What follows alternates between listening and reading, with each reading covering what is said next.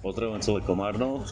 V prvom rade sa chcem ospravedlniť, že som neveril Komárnu, že môže vyhrať ten titul, keď viedol 3-1 a Prievidza znížila na 3-3, ale bolo obdivuhodné, ak sa hráči, tréner, vedenie ako zomkli a vlastne ukázali v celej Prievidzi, že všetko je akože možné. Veľmi prajem titul či už Hugovi, trénerovi alebo všetkým hráčom. Možno by to mohlo ísť do nejakej knihy, jak sa ako mentálny coaching, jak sa robí, že naozaj družstvo, ktoré viedlo 3-1, znížilo to Prievidza na 3-3 a aj tak to družstvo bolo zomknuté.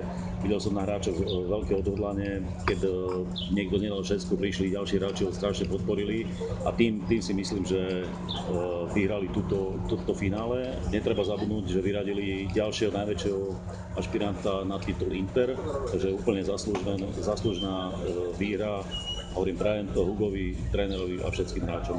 A ešte na záver, podľa mňa to treba poriadne roztočiť v Komárne. Ešte raz všetkých pozdravujem a užite si to.